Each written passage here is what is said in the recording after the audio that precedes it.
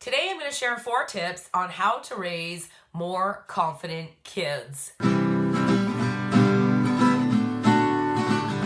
Thank you so much for watching. My name is Bonnie Leota. I am the co-founder of Creating Champions for Life and the author of Raising Healthy, Happy, Cooperative Kids, which you can get for free right now at learntospeakkid.com. You know, just a few years ago, my daughter was 10 and I would tuck her in at night, and every single night she had something else wrong.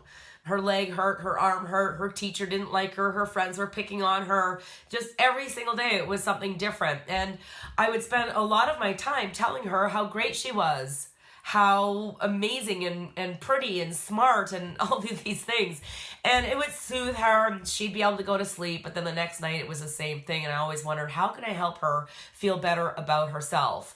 Now, there was this one instance where she was in the car and we couldn't really understand her because she was only about 2 and she was buckled in her car seat. And my friend at the time reached in, undid the seatbelt for her, and she must have screamed like somebody was going to murder her. Like, she screamed so loud and cried for so long, and I didn't get it until I discovered the answer with Creating Champions for Life. So, number one way that we can help our kids raise their confidence is to recognize their greatness.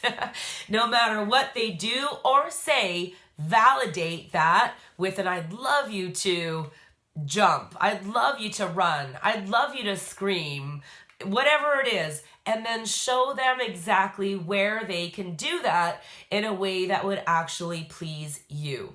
All right, we got to recognize their greatness, because when we come in and we catch them doing something that we don't like, coloring on the walls or a whole bag of flour all over the kitchen, whatever it is, and we come in angry and we punish them, what we're doing is we're taking their desire that they have inside their heart, their vision of jumping, and they need to jump, and we're smothering it and making them feel bad about themselves. All right, number 2.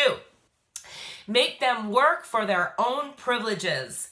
You know, Wi-Fi is a privilege. Cable television, having your own cell phone. These are all privileges. And you know what? Ketchup on a hot dog would be considered a privilege as well.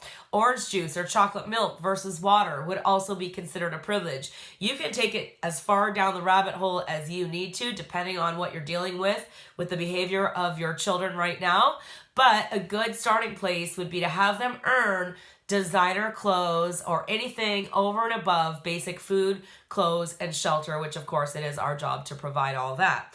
But when you teach them to work, do the dishes, do their own laundry, fold their laundry, put it away, help mow the lawn and things like that, what it does, even though they might fight you in the beginning, what it really does is it makes them feel like they have some sort of purpose. They feel like a contributor to society. And they will take these skills that you teach them and they'll take it out into the community as they go spend time at their friend's house or sleepovers or whatever. And when you talk to that mom, she's going to be like, wow, I didn't even know she was here. It's just absolutely amazing. Encourage your child through obstacles. Do you remember when your baby was learning to walk and they would pull themselves up on the table and then they'd fall down and stand up and fall down? Now, if you came along every single time your child fell down and picked them up and carried them to where they wanted to go, they'd never develop the muscles and the strength and the skills to actually walk. We don't do that. We encourage them to get up when they fall down and keep on trying. And so when you're teaching your 5-year-old to put peanut butter on the bread and make them feel like, look what I did, they're not going to get it right the first time. In fact, they're going to fail. You know that, and I know that. Nobody ever did something perfect the very first time that they ever tried.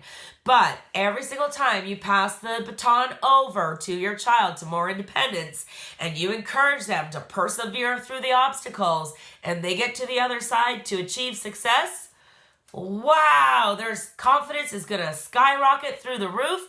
And there you're going to have this child going, look what I did. Look what I can do. I'm a contributor to my family. It's amazing. Number 4 is love them unconditionally.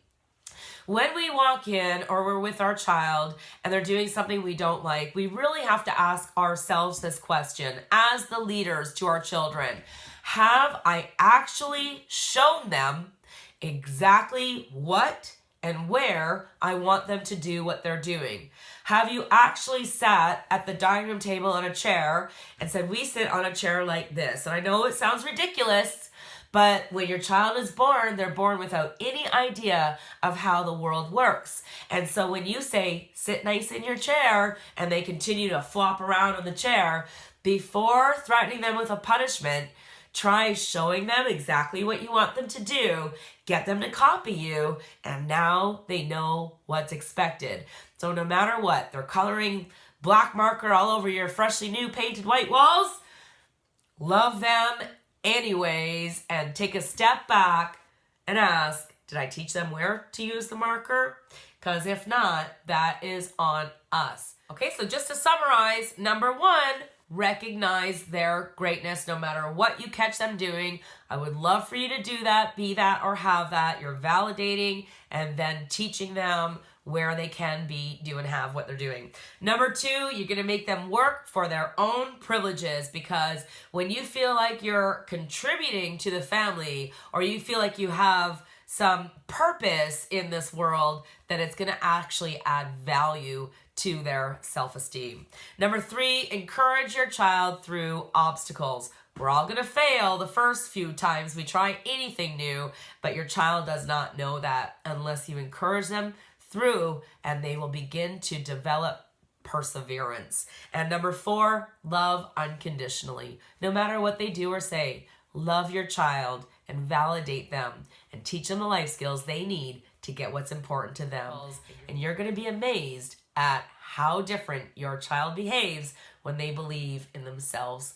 Thank you so much again for watching. And again, if you haven't read Raising Healthy, Happy, Cooperative Kids, make sure to go to learntospeakkid.com, because there's information out there about parenting that you've never seen anywhere else, and it's information that's going to totally transform your parenting life from chaotic and frustrating to peaceful and harmonious.